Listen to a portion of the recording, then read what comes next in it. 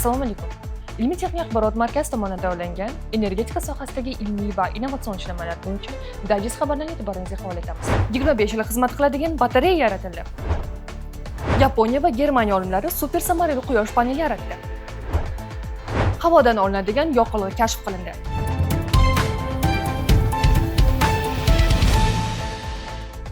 yil xizmat qiladigan batareya yaratildi. Energetika sohasida yangi innovatsion yechim 20-25 yil xizmat qila oladigan batareya taqdim etdi. U vodorod va temir asosida ishlaydigan oqimli batareya bo'lib, energiyani uzoq muddat, hatto bir necha kun davomida saqlash imkonini beradi. Yangi texnologiyaning asosiy afzalligi qimmat va kamyob litiy kabi resurslar talab etmasligidadir. Bu esa uning iqtisodiy jihatdan samaradorligini oshiradi. Hisob-kitoblarga ko'ra, energiya saqlash qiymati taxminan 10,2 yevro kilovat-soatni tashkil etadi. Shuningdek, batareya minglab sikllar davomida barqaror ishlash qobiliyatiga ega. Mutaxassislarning ta'kidlashicha, mazkur yechim qayta tiklanuvchi energiya manbalari, quyosh va shamol energetikasining asosiy muammolaridan biri bo'lgan uzilishlarni bartaraf etishda muhim ahamiyat kasb etadi. Bunday texnologiyalar kelajakda barqaror va toza energetika tizimiga o'tishni tezlashtirishi kutilmoqda. Yaponiya va Germaniya olimlari super samarali quyosh paneli yaratdi. Kyushu universiteti va Jonas Gutenberg universiteti quyosh elementlarining nazariy samaradorligi chegarasini birinchi marta oshirdi.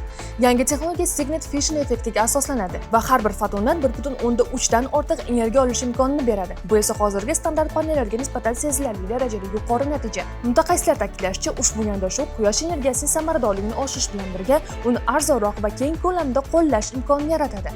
Shu orqali kelajakda uylar, ofislar va sanoat obyektlari uchun energiya tejamkorroq bo'lishi kutilmoqda. Ekspertlar fikricha, bu kashfiyot quyosh energiyasi sanoatida yangi davrni boshlashi mumkin. Yaqin yillarda super samarali quyosh panellari tijorat miqyosida ishlab chiqariladigan bo'lsa, global energiya tizimida karbonat angidrid chiqindilar sezilarli darajada kamayish imkoniyati paydo bo'ladi. Havodan olinadigan yoqilg'i kashf qilindi. Yaponiyaning Ionas kompaniyasi ilmiy sohada muhim natijaga erishdi. Yokohama shahridagi eksperimental uskuna yordamida atmosferadagi uglerod dioksiddan sintezlangan suyuq yoqilg'i ishlab chiqildi. Ushbu yoqilg'i to'liq karbon neytral bo'lib, mavjud infratuzilma bilan ham mos keladi. Mutaxassislar ta'kidlashicha, loyiha transport va sanoat sohasida karbon chiqindilarini kamaytirishga muhim ahamiyatga ega bo'lishi mumkin. Shu bilan birga texnologiya tijoratlashtirish murakkabligi sababli loyiha kutilmaganda to'xtatildi. Bu esa ilmiy innovatsiyaning amaliy qo'llanilishida qiyinchiligini ko'rsatadi. Mutaxassislar fikricha, bu kashfiyot kelajakda energiya va transport tizimlarini yashil va barqaror qilishda yangi imkoniyatlar ochdi. Ionosning yondashuvi havodan yoqilg'i texnologiyasini rivojlantirish va global iqlim maqsadlarida erishishga muhim qadam bo'lishi mumkin. Sizlarga yetkazmoqchi bo'lgan xabarlarimiz shulardan iborat edi. Bizni kuzatishda davom eting. Xayr, salomat bo'ling.